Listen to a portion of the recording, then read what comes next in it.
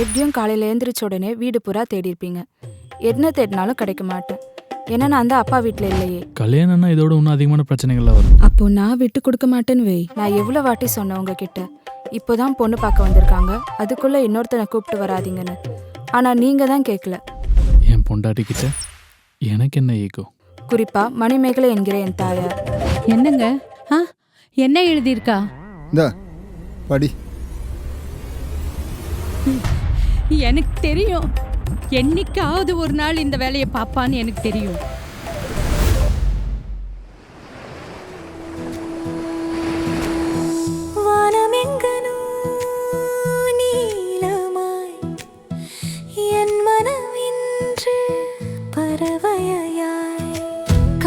சொன்ன கதையிலே நான் ஒரு வரியானே.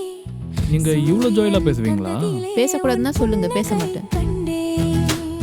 சிறு கனவுகள் நழுவவா. நாளைக்கு நான் செத்துட்டா கூட பரவாயில்ல பரத், ஆனா உன் மனைவியா வாழ்ந்துட்டு செத்துணும். அப்படியே ஒன்று விட்டானு வை. எப்படி எல்லா பொண்ணுங்களும் நல்லா இருக்கும் நெகட்டிவிட்டி பற்றி யோசிக்கிறீங்க? இப்போ எங்கே ஸ்டே பண்ண வைக்க போற? அதாண்டா எனக்கும் புரியல. கையில் வேற சுத்தமாக காசும் எதுவும் இல்லை. டேய், அந்த ஆள் இங்கேயோ உக்காண்டான்டா.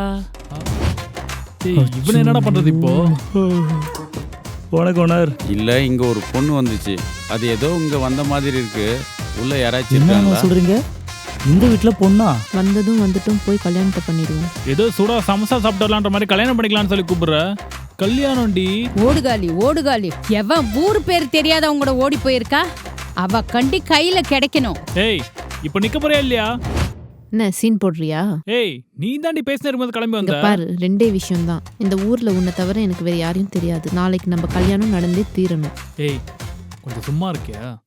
சும்மா நச நசன்ட்டு. நச நசனா? ஆமா, நான் தானே ஓடி வந்தேன். பேசுவேன். சும்மா லூசு மாதிரி பேச வச்சு அரஞ்சன் வை.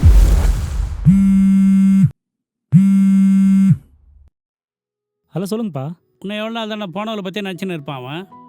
நாங்கள்லாம் முக்கியமே இல்லையா அவனுக்கு? வாழ்க்கை ஃபுல்லாக அப்படியே இருந்துருவான் அவன்.